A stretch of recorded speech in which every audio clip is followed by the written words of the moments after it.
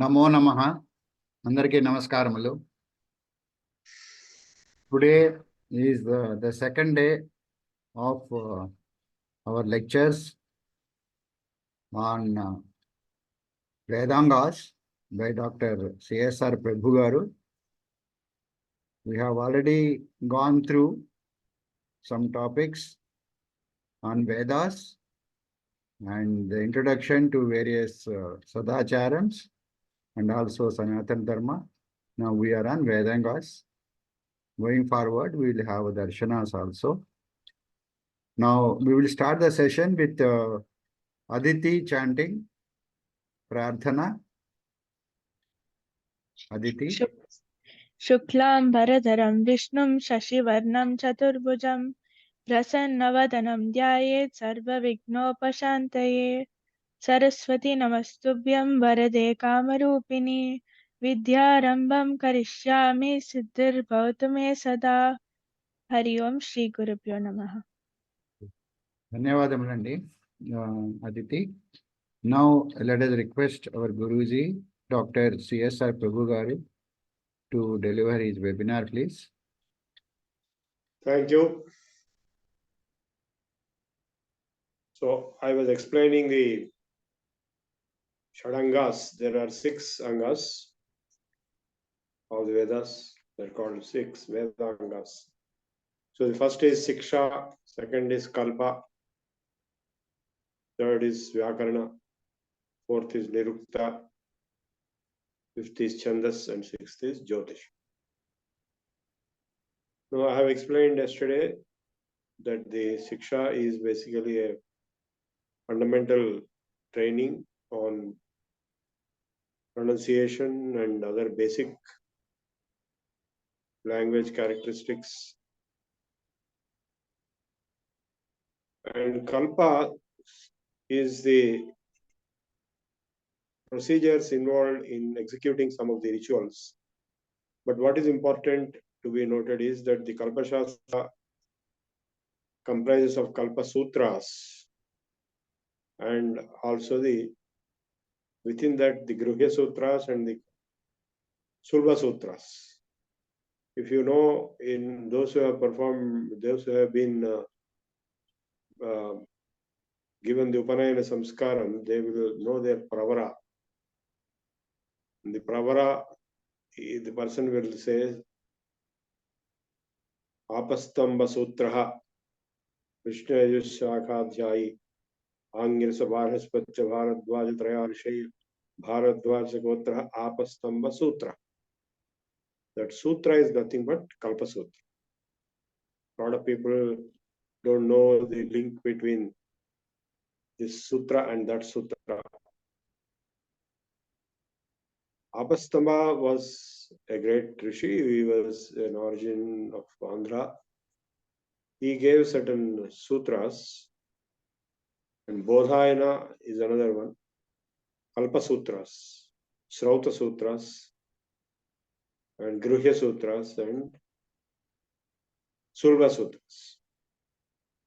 So Srauta Sutras are the rules which are very crucial in the performance of Vedic rituals like yajnas. And the Gruhya Sutras are given by the Maharshis like Apastamba or Bodhayana for the purpose of various rituals to be performed in the household life, Grihasthashrama. The third are the Sulva Sutras, which are used in the construction of the Vedis of the yajnas. So there the geometry comes into picture. And the highlight to be noted is that the so-called Pythagoras theorem is given on the name of Pythagoras, but actually Pythagoras is much later to the Sulva Sutras, where the same thing has been explained very clearly in the context of the construction of the Yajna Vedis, the altars for performing yajnas, 5 Vedis, 5 altars. So the geometry, including the equivalent of Pythagoras theorem, which was mentioned there by Bodhayana, in the Sulva Sutras, and many other such geometrical issues like sine, cosine. They have all been discussed in the Sulva Sutras, which are part of the Kalpa Sutras, which is part of the Vedanga Kalpa, Kalpa Shastra Kalpa, Vedanga Kalpa. So that's all I wanted to say about the Kalpa. Third, of course, is Vyakarana. We were focusing on the Vyakarana yesterday also. So Maharshi Panini, who is the greatest genius ever born in the history of the world, was a professor at Takshashila University at a team of 150 people. He has developed a grammar production rule system which is capable of generating all words, not on a computer but on the human mind. There was no computer as such, but human brain itself was used as a computer. So programming concepts were there, string processing, algorithmic flow, and also the coding, encoding, encryption, decryption, and also recursion. Recursion means calling yourself. So these are all constructs in programming, in computer science, which were deployed by Panini in the Ashtadhyayi Sutra Patha. Now I will delve a little deeper into the Ashtadhyayi Sutra Patha today. Panini Maharshi has written 5 books. The most important of them is the Ashtadhyayi Sutra Patha, which is a set of production rule system. He has also written Varnocharana Siksha, which is part of Siksha. I already explained to you yesterday. It is dealing with the pronunciation of the various sounds. All possible sounds a human can generate are covered in the Varnocharana Siksha with their origin. Akoha Visarjini, Akantya, Akakagaga, and Ha are coming from throat.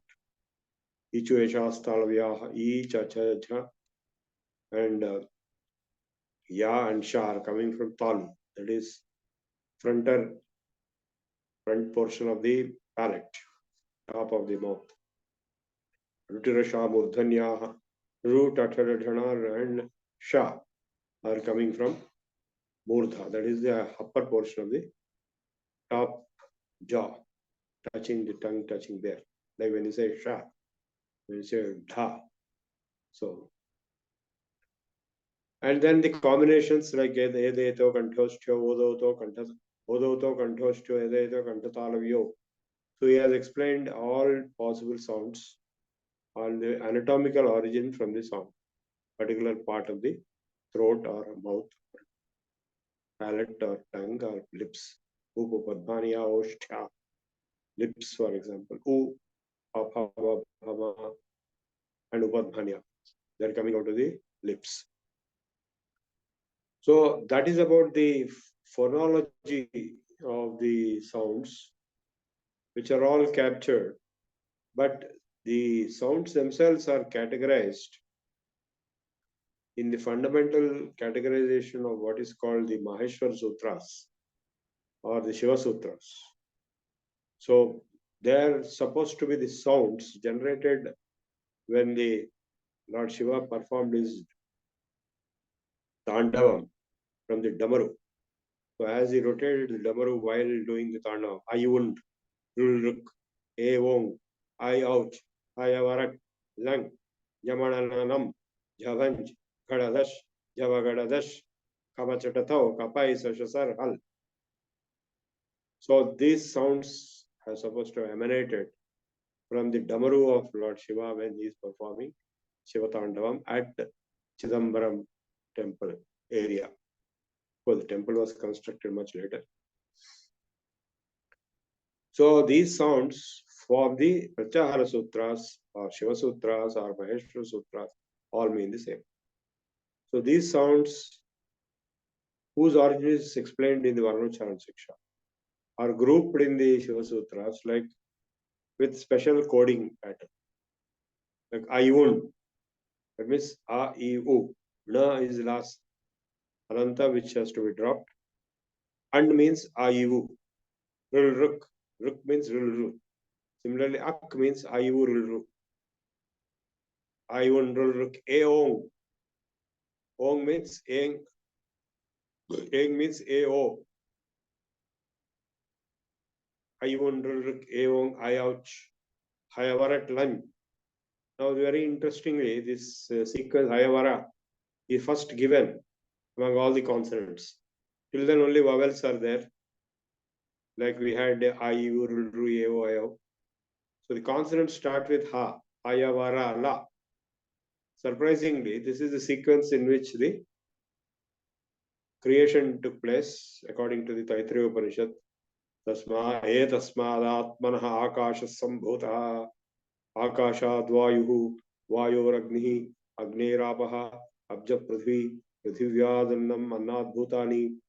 So akasha sambhuta, akasha bija is Ha, akashad vayuhu, vayu bija is Ya, hayavara, vayoragnihi, agnerapah.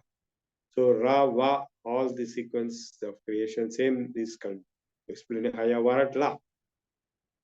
So then, of course, the Anunasika Sarga, Jamananam, Jamananana, Jabhanch, Mahaprana Sargi, Kaba Chadadao, Kaba Chadadao, Kaba Chadadao, Kaba is Sara, the Mahapranas and then the Alpa Pranas. So when you say Jash, it means Jabagadada. So when you say Hal, it means Ha to La, the first Ha to the last La. Hayavara La, Jamanana, Jabangadada, Jabagadada, Gadada, Jasasaha. So these acronyms were deployed inside the Ashtadhyayi Sutra Pad. Like Vruddhiradaich, that is the first sutra of the Panini Ashtadhyayi. Vruddhi is the name given to A and Aich. Aich means I-O. I-1 Ruluk A-1 I-Ouch. So I-O, A-I-O is called Vruddhi. Name. Vruddhi means normal meaning is growth. Here that's not the meaning. The word Vruddhi simply means I-O. So Iko Guna Vruddhi. If there is Guna, Adeng Guna, this is the next sutra. A and AO are called Gunas. And Iko Guna Vruddhi. To Ika, that means if there is Guna next to it, it will become Vruddhi. AO. So this is Guna Sandhi kind of thing. So this way all the sutras are given. First the Sanya sutras are there, like Vruddhi, Guna, and Ting Shit Sarvadhautakam. So that which is Ting. Ting means what?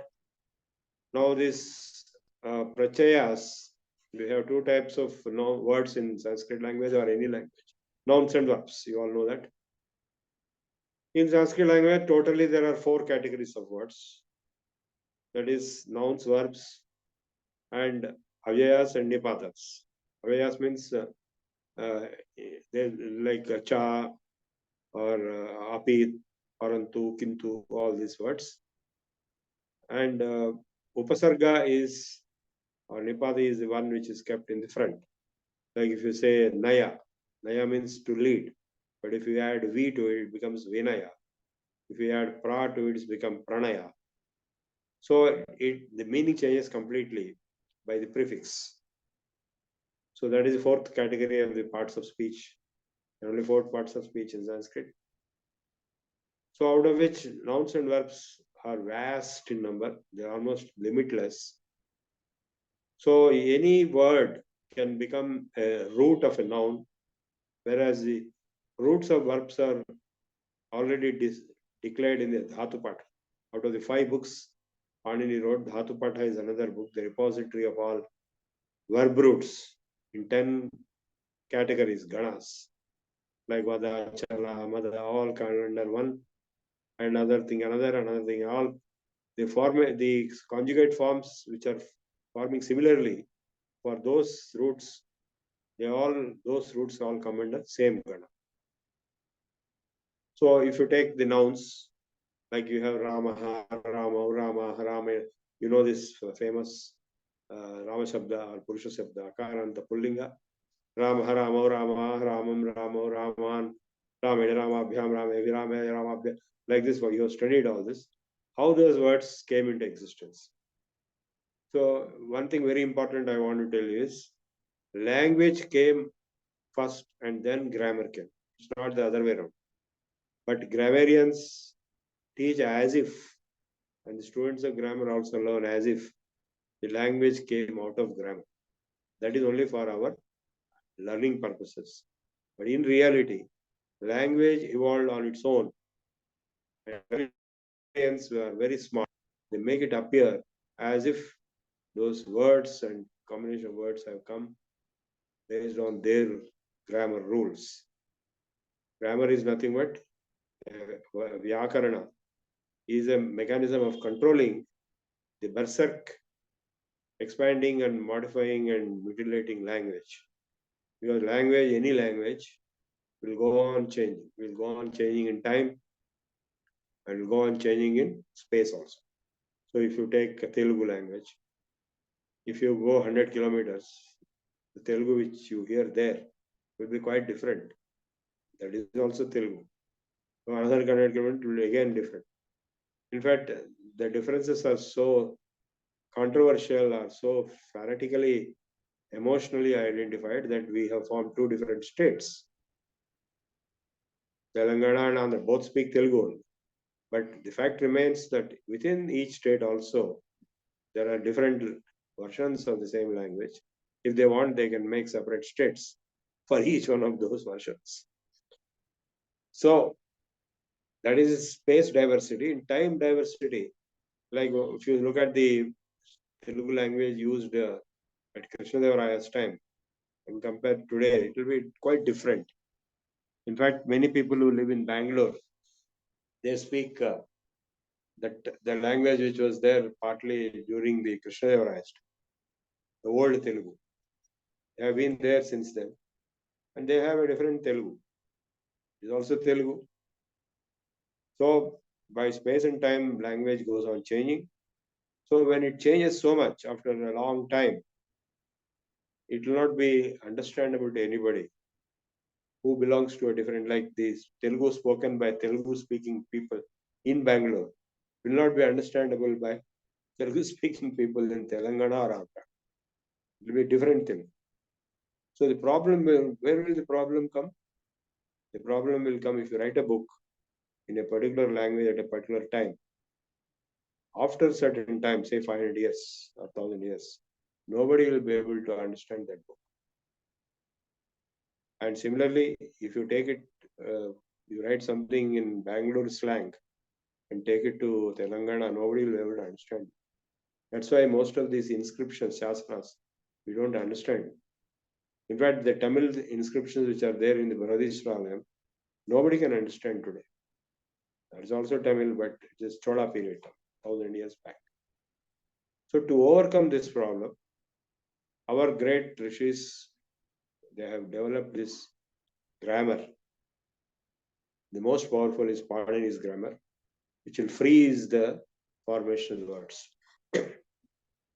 So that is why Sanskritam, it is samskarimpabadindi, refined, processed, and therefore it is frozen, and it will remain for hundreds of years, thousands of years, without change. If it changes, it is no more Sanskrit. It is into apabhramsha, like Hindi. There was no Hindi 1000 years ago. Hindi is only 1000 years old. Before that, there was no Hindi. Only Sanskrit was there. It became apabhramsha and became Hindi, or became Bengali, or became Gujarati, became Marathi. And similarly, the original Vedic Sanskrit became the normal Valmiki Sanskrit at the time of Valmiki. We all know that we call Valmiki as the Adi Kavi. But if I ask you a question, is Adi Kavi for which language? You'll say Sanskrit. Then what about the Vedas and the Upanishads? They were there before Valmiki was born. So Valmiki is not exactly the Adi Kavi for the entire Sanskrit language, because he is not the Adi Kavi of the Vedic mantras. He is a disciple of somebody who himself, a disciple of somebody and so on, who learned Vedas many generations, thousands of years before they were born. So he was the Adi Kavi for a particular version of this Vedic Sanskrit language, which we call today Sanskrit. But it was like Hindi of at that time, because Lavakusha sang the songs of Ramayana on the chaurastas of Ayodhya, and the common people attended it and enjoyed it. So it was a common people's language, which we now call Sanskritam, and on which we have classes and everything. But that is the Hindi of at that time. The original Sanskrit is in the Vedas. So that is why Panini gave two different rules for Vedic Sanskrit and classical Sanskrit. Again and again distinguishing them. Some of the usages in the Vedic Sanskrit are quite different from the equivalent usage in normal Sanskrit. And some words also mean something different. So the Vedanga Nirukta has come into existence to explain the Vedic terminology. Just like we have Amarkosha for normal Sanskrit, is recent. The Nirukta Vedanga of Vyaska was for the Vedic Sanskrit, the words in the Vedas, the synonyms and the thesaurus and dictionary type. So Siksha, Kalpa, Vyakarana, Nirukta, Chandas and Jyotish. Chandas is by Pingala. Chandas Shastra by Pingala is very famous. And we have rules there given for various forms of shlokas. Another very important difference of Sanskrit from all other languages. In all other languages, either you have poetry or prose, nothing else. Only two possibilities, Gadya and Padya. But not so in Sanskrit. In Sanskrit, we have a category called Sutra, which is alpa, very small, very brief, but very powerful. It is containing huge meaning within a short length of characters. And another category of text we have in Sanskrit, which is not there in any other language, is mantra. So mantras are based on mantra shastra. I will not go into it right now. But the word mantra means either all Vedic hymns. All Vedic hymns are called mantras. But there are other mantras also, which are either part of the Vedic mantras or even independently evolved later. So these mantras are used for meditation purpose that we teach in our yoga sessions, meditation. And the sutras are used for encrypting vast meaning and knowledge into very brief, very small, like Patanjali Yoga Sutras. Only if you take the sutra, it will be a very small book. But if you expand it, it will be huge. Similarly, Panini's Ashtadhyayi. Another important technique Panini has used is what called Adhikara and Anuvritti to reduce the size of these sutras. Suppose he wants to say a particular transformation. Upadeshe Ajana Nasika It. Like for example, one of the smallest sutras in the Ashtadhyayi is Chuttu. There is only two letters, Chu and Tu. How can you make meaning out of Chu? Chu means Chavarga, Ta means Ta. So what? So he has used a technique called Adhikara and Anurti. That is, a previous sutra is having jurisdiction, Adhikara on this sutra, and it will come and stand next to it. And if a part of a previous sutra is having jurisdiction, it's called Anurti.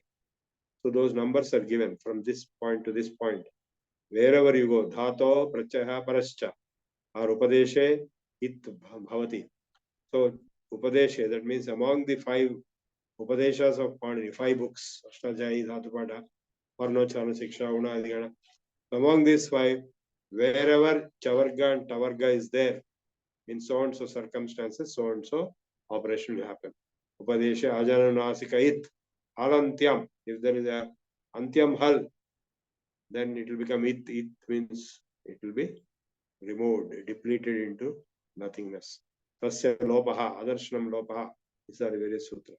So he not only has used the acronyms like Ach and Hal, and not only he has used Sanya Sutras to give names to the combinations of characters, but he has also used the what you call scope, jurisdiction, Adhikara and Anvritti. These are all very advanced techniques which are not used anywhere else, even in modern computer science. And so you finally, when you expand that 2-letter sutra Chutu, it will become a big sentence. So that sentence will operate under those circumstances. Like I gave you a simple example of Savarna Dirgha Sandhi. Akas Savarne Dirgha, that is sutra. For ak means ayuru. Then there is savarna. What is savarna? That also is defined. Tulyasya prayatnam savarna. Anything that is pronounced by same mouth efforts, that means same touching, that is called savarna. Same, that means same letter repeated, a and a. So if they have come together, they become dirgha. If you say Ravana plus Asura, Ravanasura, or a, I, U, any of this I, U, Ru, when there is a savarna next to it, it will become dirgha. So this is a rule, just example. Similarly, all possible rules are there, like tang, asiyasam, innatsya. You all know, for the noun forms, we have the Ramayana. How that Ramayana came? So we have to go for the original prachayas, Subanta prachayas are called. In Telugu, we have Dumavulu Pradama Bhakti, Ninnundan Gurchi, Gurinchi Tritiya Bhakti, Chetan Chain Todanton Tritiya Bhakti, Korakun Kai Chaturtiya Bhakti, Paranan Kanten Patti Panchame Bhakti, Kinkun Yokka Lon Lopanam Shashti Bhakti, Andun Hindundan Saptami. Same equivalent in Hindi will be Ne for the Pradama Bhakti, Ko is Tritiya Bhakti, Ke Dwara Kesa Tritiya Bhakti, Ke Vaste Ke Liye is Chaturthi Bhakti. So then Panchami Bhakti is Se, and then Shashti Bhakti is Ka Ke Ki, and Saptami Bhakti is Ke Andar. Same thing in Sanskrit will be Su Avjas. Only difference is we have dual also in addition to singular and plural. Su Avjas, Amorshas, Tabhyam is, Gebhyam is, Kasibhyam is, Yaso Sam, Ngiyosu. So if you take Tritiya, so Rama Prasta, it should have become Ramata. Why it became Ramena? There is a sutra in Panini which says, Tanga Singa Sam Innatsya. If there is a Ta, it will become In. So Ina, that means Rama plus Ina. With Gunasandhi, it becomes Ramena. And Ashabhyam, known as Samanapade, Na becomes Ana. So Ramena. So this way the word formation is called Siddhi, happening for the nouns as well as verbs. The equivalent prachaya suffixes for verbs will be Tiptasjhi, Sipthastha, Mipvasmas, Ta Adamja, Taz Atham Dvam, Itvahi Mahing. So he has given all, Pandit himself has given all this. It is a reverse engineering. Actually, there are no such prachayas in the real life language. There is a Pathati, there is a Pathataha, there is a Pathanti. But he gave it as Tiptasjhi. So then he gave Halantyam with that Pa goes and T, so Patati. So instead of give Patanti directly, he gave, there is a G, Jontaha, there is a sutra, G becomes Anta. So Patanti. So he has given steps of character transformation. This is exactly what is done in string processing languages. So this is how the entire Vyakarana Darshana has been developed and well established. It's the greatest wonder of human genius is there in Panini's Ashtadhyayi. Some other time we will try to go delve deeper into it. I strongly recommend all of you to investigate this and find out many new concepts which can be deployed in computer science today also. I have developed some algorithms, some methodology to convert each of these Panini Sutras into C language procedures. Long back in '88. Okay, now the only other Vedanga left out is the Jyotisha. Of course, in I have talked about Chandas also. Pingala's Chandas Shastra, he has used 0 and 1, Laghu Guru, and he has given one new concept called Prastara. These are all very advanced mathematical structures, which you can read in the literature. There's too short term to explain all that. Then the last item is Jyotisha, which is, as I told you, it has two parts, Goladhyaya and Horadhyaya. Goladhyaya means observational astronomy. They used telescopes, they had crystals, glasses, and they observed the motion of the planets and stars. So they have recorded all that for thousands of years. In fact, when NASA sent a mission to Jupiter, they've taken the data of Jupiter's motion observed in Kasi for thousands of years.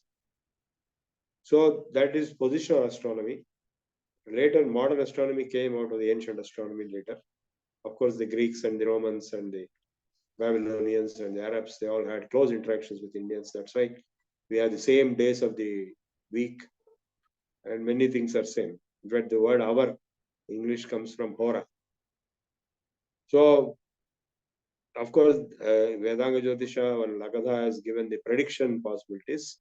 Then it expanded with many other like Parashara's Hora Shastra, which is giving the prediction of the life events of people born in particular time as reflected in the horoscope. The horoscope is nothing but the angular 30 degrees angular position map of the planetary positions when the child birth took place.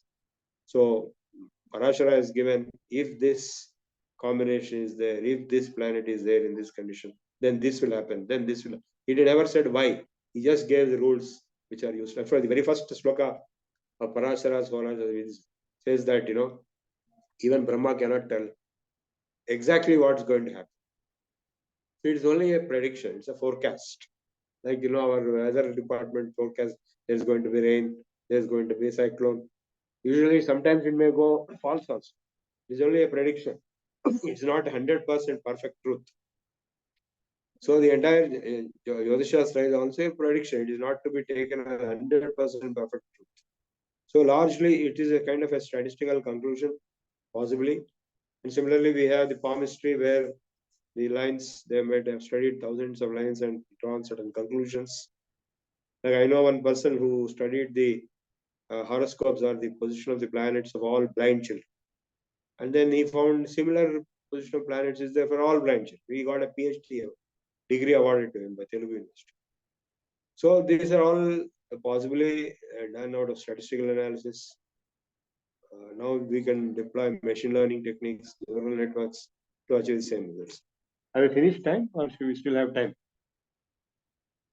Another We can 5 have minutes. interaction, yeah. You can have another 5 minutes. Yeah, let us open it for interaction. I have covered Shaddarshanas in 2 days. It's it is like just less than touch and go. It is minimum touch I gave. Each one is a vast subject by itself. Lifetime study is required. If you really want to become master, you can become master in one of them, not all 6. There are people who have spent whole life and they became acharyas in Vyakarana. One such person is my teacher who learned from Brahmadatta Jinyasu directly in Kasi. His name was Dharmanand Shastri. So there are people who have spent whole life in Jyotisha and still they are not fully knowledgeable. So each is a ocean by itself. Any questions or interactions by anybody? Yeah, you're all unmuted. Reference to the students. Please go ahead and then you can ask any question what you want to ask.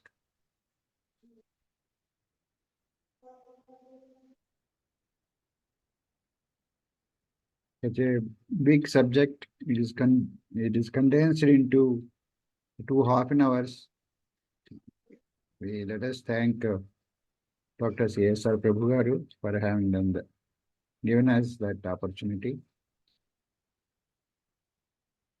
Anybody wants to ask any question other than students? Feel free. Anybody can ask anything. Feel free.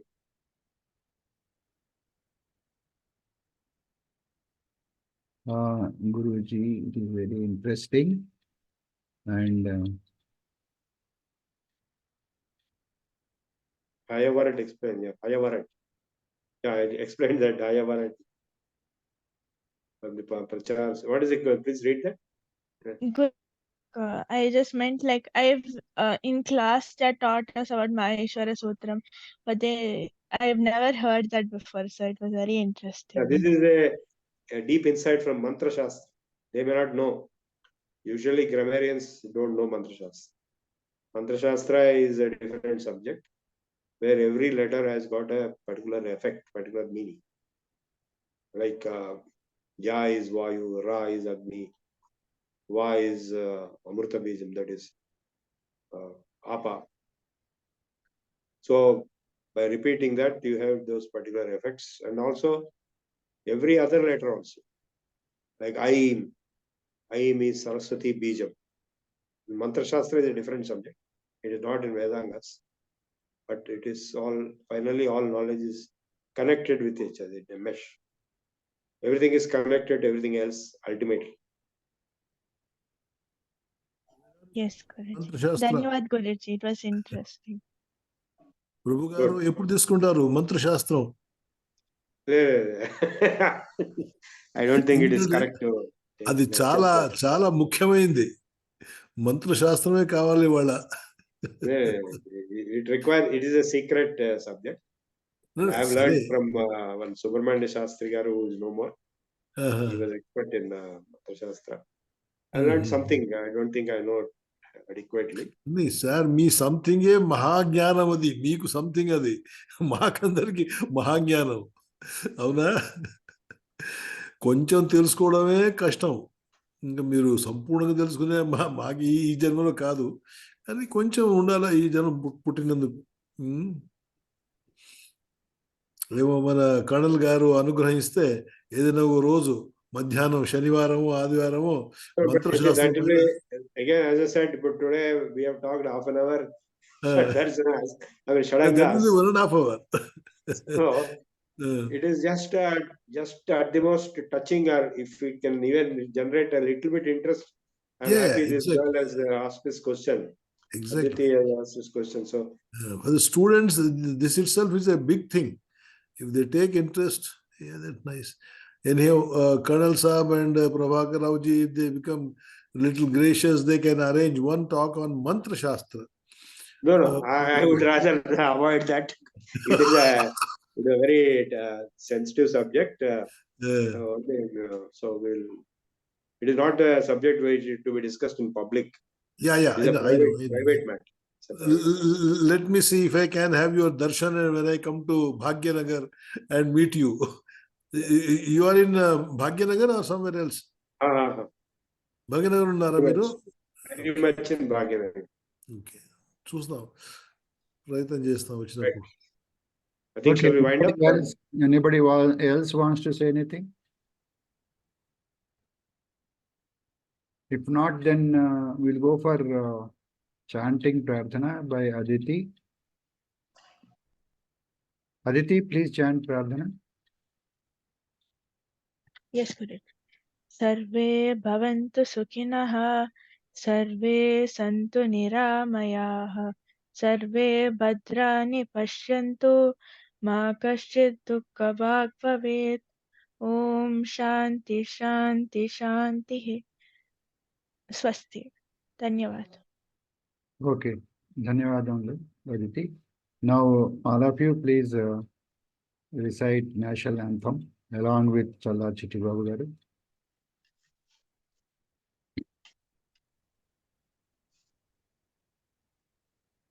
Jana Gana Mana अधिनायक जय हे भारत भाग्य विधाता, पंजाब सिंधु गुजरात मराठा द्राविड़ उत्कल बंगा, विंध्य हिमाचल यमुना गंगा उच्छल जलधि तरंगा, तव शुभ नामे जागे तव शुभ आशीष मांगे, गाहे तव जय गाथा, जनगण मंगलदायक जय हे भारत भाग्य विधाता, जय हे जय हे जय हे जय जय जय जय हे जय Jai Hind. Thank you, Challa Chitti Babu garu.